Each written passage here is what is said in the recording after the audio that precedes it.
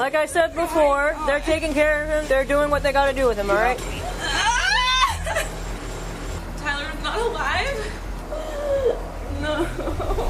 This is the moment Brittany Holbrook learns her boyfriend is dead. But what she doesn't realize is that within hours, investigators will start picking apart her story piece by piece. I'm not a murderer. I would never kill him. I love him so much. I heard a scream. You heard a scream? I didn't see it. I don't know what happened, but I heard him say that bitch shot me in the back. In the early hours of June 17, 2023, at around 3 a.m., deputies from the Monroe County Sheriff's Office respond to a disturbing 911 call made by 44-year-old Jordan Kinn to report a shooting at his house in Big Coppitt Key, Florida. As the officer arrived at the scene, nothing could have prepared her for what was waiting for her behind the door. It's the sheriff's office.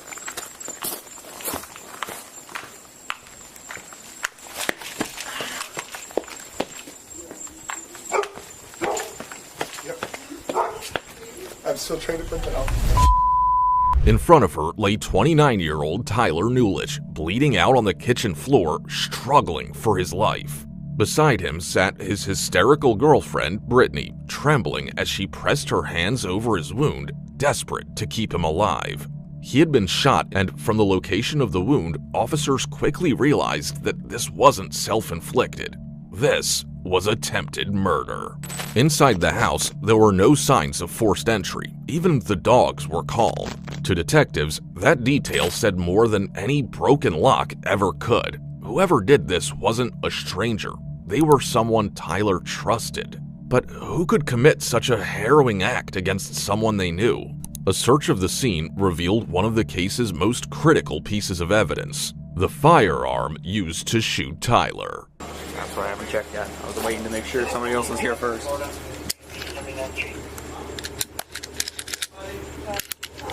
Now it's not. Yeah, there is one missing from the magazine. This missing bullet and the firearm made the officers realize that this was a planned shooting, one carried out with intent, not impulse. But the motive behind this brutal shooting will turn out to be far darker than anything they find at the scene. For now, their priority was keeping Tyler alive. If he didn't make it, the case would shift from an assault to a homicide. As paramedics worked to stabilize him for transport, another deputy stepped outside to speak with the original 911 caller, Tyler's roommate, Jordan, who walked the officer through the night, explaining how he'd rushed over after hearing Brittany scream. It's probably like 3 minutes before I called 911. I heard a scream and her walking down the hallway and say, "Jordan," my name. And they got up out of bed. I'd been asleep maybe 2 hours, but knew something was wrong. I came out in the living room and saw Tyler was incoherent, bleeding from somewhere in his back. Okay. I don't know from what or whatnot, but I know if it was gun, I would have heard it. Like, I don't know what exactly how it happened. Who owns that gun? I don't, one of those, I'm pretty sure Tyler. You pretty sure he does? Yes. I know he usually always has. I had the TV on quite quietly and half asleep, but I think I would have heard something unusual. Yeah. I'm a fisherman and live on a boat half the year. I'm used to weird noises. Since he arrived after the gunshot was fired, officers turned their attention to Brittany, the only person who had been there before him. They needed to know if she'd seen anything that could help them understand what really happened that night. You don't know? I went to sleep. I don't know. Why don't you go take a seat over there? Like Papa? I went to sleep. You went to sleep? Oh my God. Okay, and then you woke up? I woke up to this. Okay, and what did you see? This? Just him laying on the floor? Bleeding? Okay.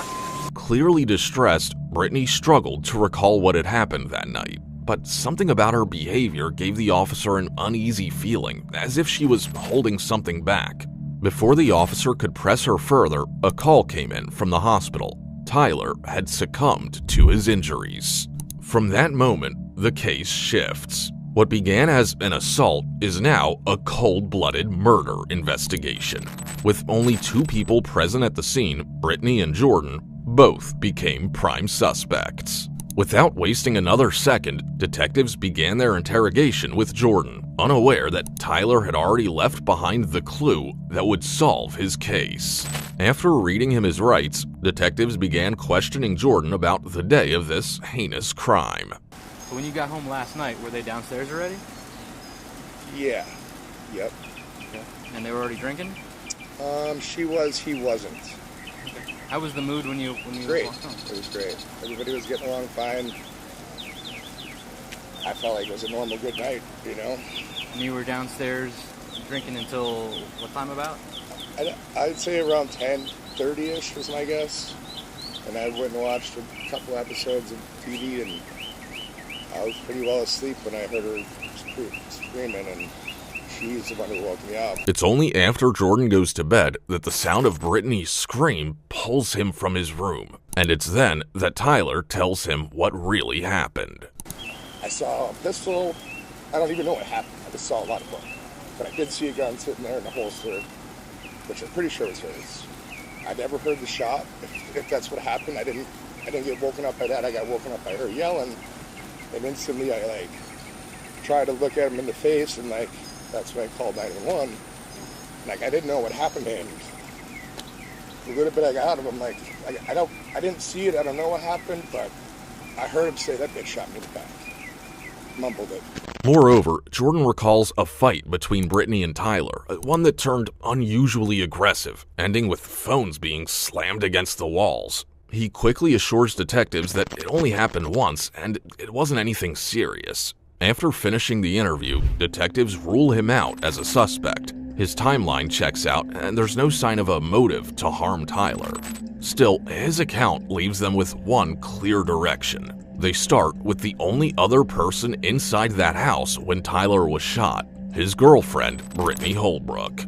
As detectives sit down to question her, they have no idea that by the end of it, they'll uncover a truth far darker than anyone imagined. Sorry, I have to tell you this, but I was asking.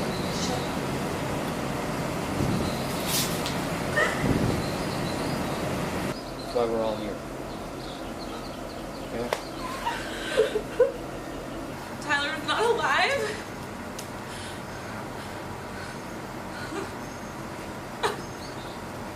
How long have you known him? 2 years. Where did you guys meet? We were roommates. Roommates? You guys met when you were roommates, or you're still roommates right now? We met when we were roommates. What do you do for work? I manage a paddle hut, paddleboard, kayak, rental location out of the capital. As the conversation goes on, detectives ease into small talk, all part of building rapport before getting to what really matters. But soon, their questions shift toward the night of the shooting, hoping to see if her story lines up with Jordan's. What time did you get home from work? Let's see, I went to the grocery store and I went to Walgreens, so maybe 5:30. When you got home, who else was home? Tyler got home about 5 minutes after I did. Okay. You guys were all just hanging out upstairs?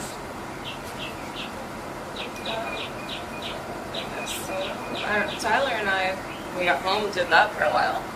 Upstairs. Okay. And Jordan was hanging out with you guys too? Eventually. You guys hanging out? Were you guys drinking? How much do you guys normally drink? Not a lot actually. It's kind of normal for you guys? How much do you think you drank last night? A lot. Like 5 or 6 beers, like 2 bottles of rum? I don't know, it's a lot. A lot. I don't know. I drank probably 4 seltzers, and then Tyler and Jordan went to the store and came back with beers, and so I can't tell you how many of those I had, really. I don't know, because they were kind of all on the table, and then I threw them all in the box. So. When you guys were drinking down here or upstairs in the living room? Yeah, we were drinking downstairs. Okay. Brittany continues walking the detective through her night. According to her, the three of them hung out until around midnight before she finally went to bed, with Tyler and Jordan following soon after. What's the next thing that you remember? Holding Tyler. What? Holding Tyler. Holding Tyler? Where were you at? In the kitchen. Do you remember how you got to the kitchen? So you laid down in bed with you, Tyler, and the dogs, and then the next thing that you remember, you're in the kitchen. Okay. And where was Tyler? Lying down. Lying down. Okay. Do you remember how he was laying? I was holding him. Where was he bleeding from? Okay. What was he saying? Nothing. Was he conscious? Do you see him still there? The detective slowly steers the conversation toward Tyler's murder, pressing gently at first, trying to confirm his final words. Did he mention anything? Tyler? Huh? Did he make any statements to anybody? Did you walk away from Tyler at any point before the police showed up? Or were you holding on to him the whole time? Okay. But Brittany insists she didn't hear anything. Each denial only widens the gaps in her story, and the detective can tell she's holding something back. So he changes tactics, using a bit of psychological pressure, a small trick meant to unsettle her and see how she reacts. Has there ever been any history of domestic violence between you guys? Like I said, we've had our fights. And Fights like arguing, yelling, and screaming back and forth? I mean, that's the extent. Are there any punches, pushes? No? Nothing physical? Next, he brings up Jordan's statement, confronting Brittany directly to see if she'll finally break. Jordan is saying that he remembers Tyler was on the ground, you were behind him, and Tyler made the statement, call 911, she just shot me. You remember that?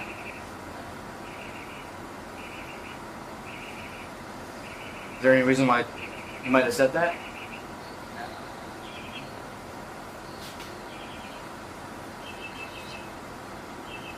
You think that's something that's possible?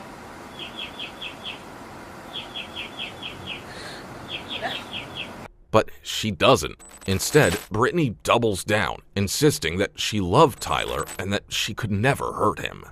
Would you be willing to consent to us taking a swab of your hands? I don't think so.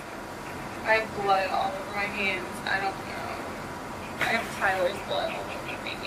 The turning point comes when detectives ask Brittany for her fingerprints. The moment they bring it up, her demeanor changes. She looks anxious, deflects the question, and insists her prints will not show up because she has Tyler's blood on her. But to detectives, it sounds like fear of being caught, so they decide to leave her alone for a while, hoping the silence might do what their questions couldn't. And it does.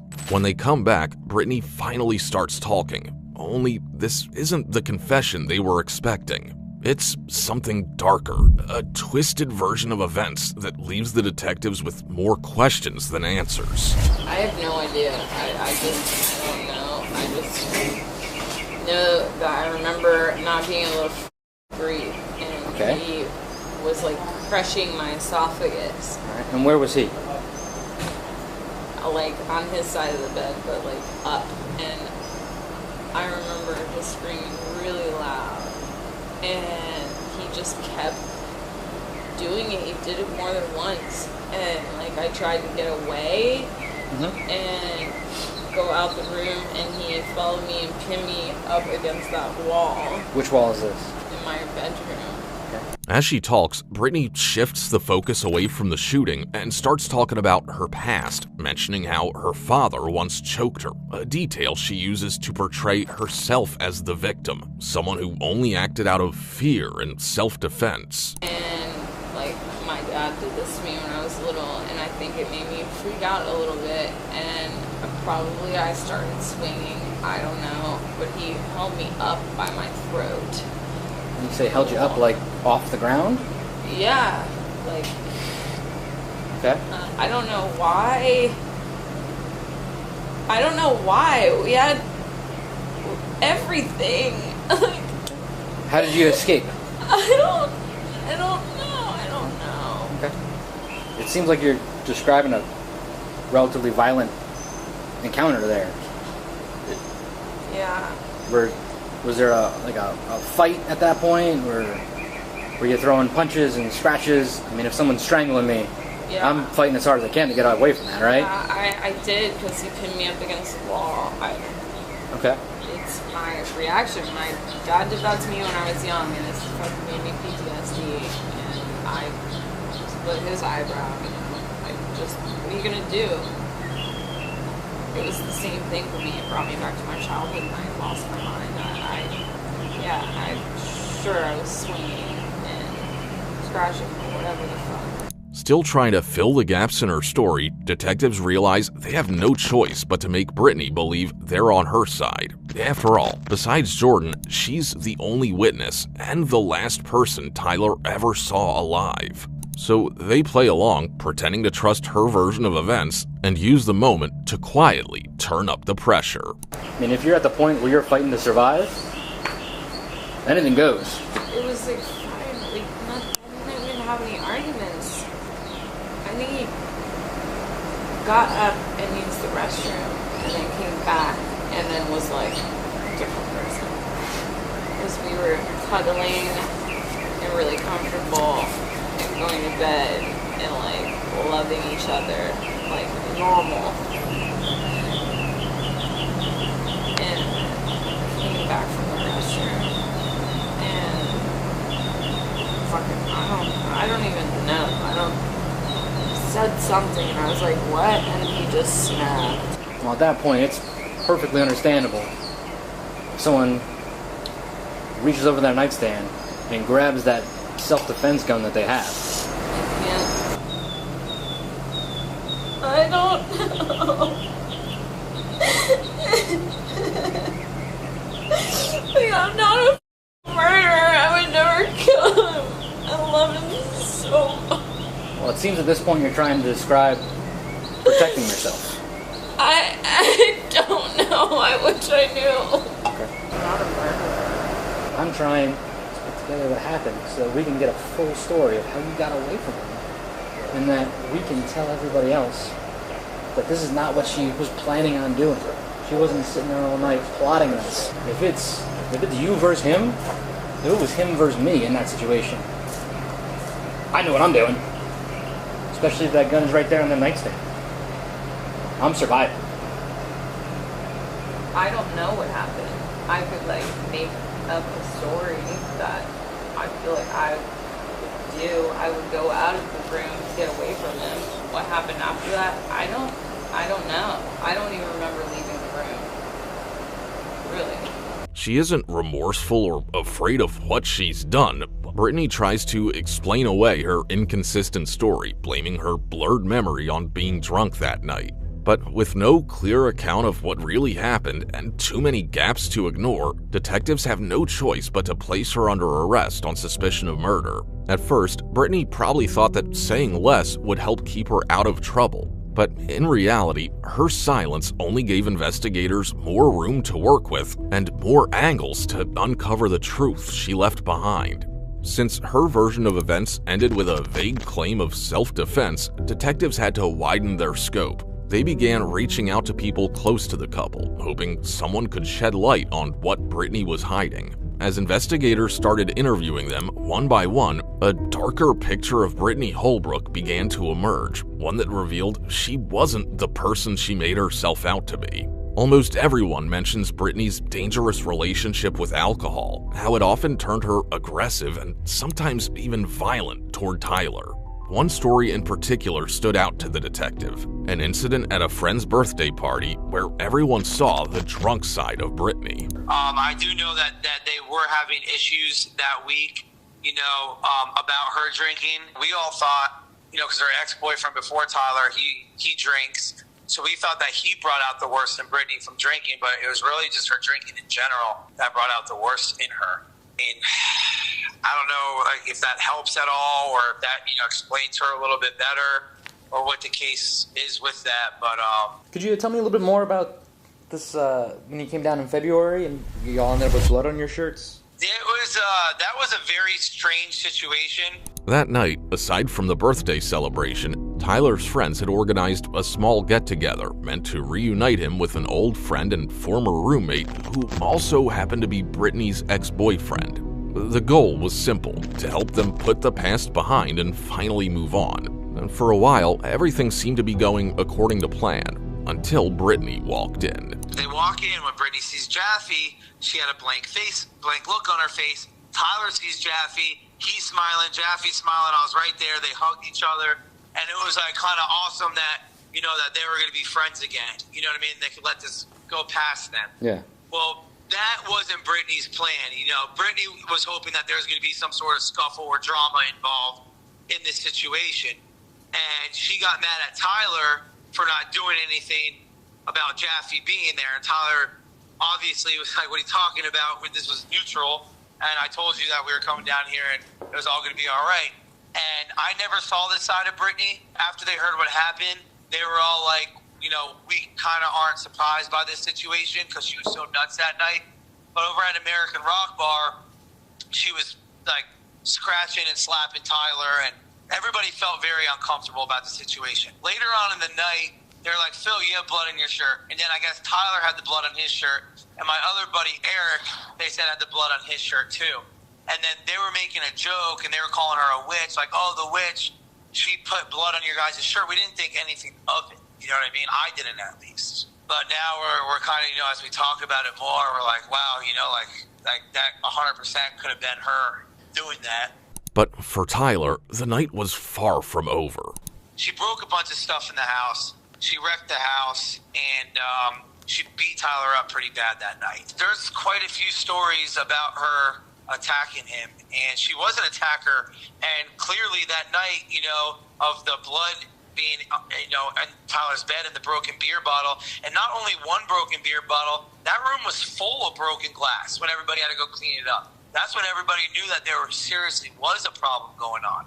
This wasn't the first time Brittany had gotten drunk and turned violent toward Tyler. In fact, friends recalled multiple incidents, including one at a wedding where she lashed out at him in front of everyone.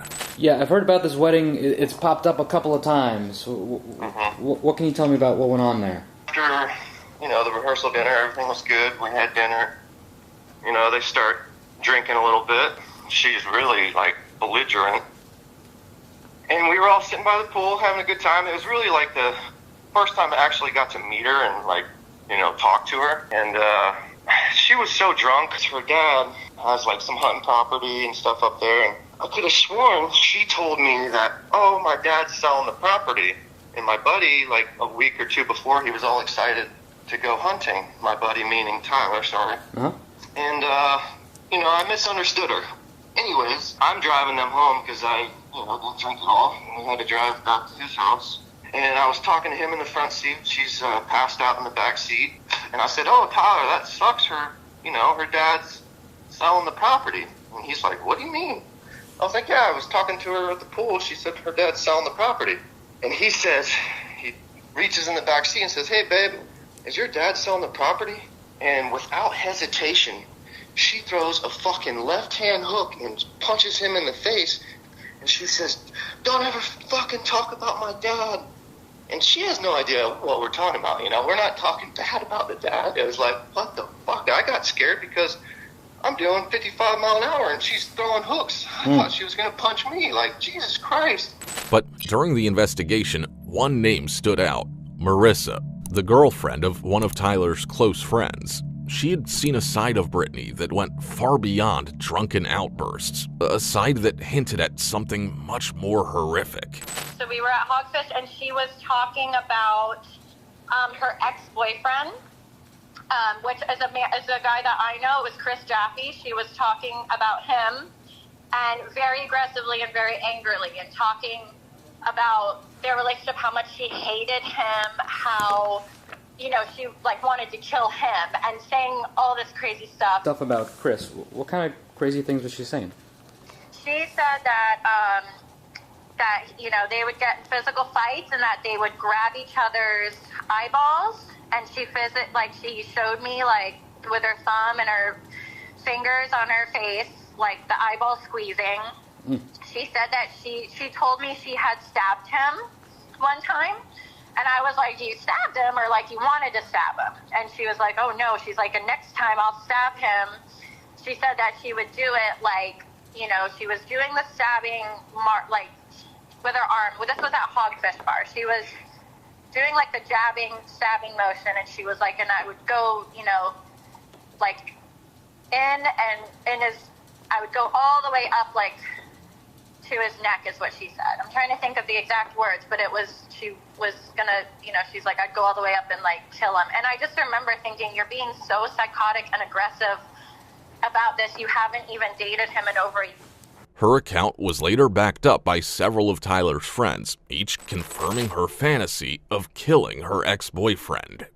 I know that Marissa went to dinner a few nights before this happened, or out for drinks with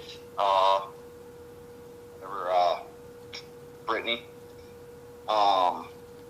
And that's where there was a conversation about her wanting to do weird, gruesome stuff to Chris Jaffe, her ex-boyfriend, which Marissa found disturbing and kind of called Tyler and asked them to come pick them up as she was uncomfortable.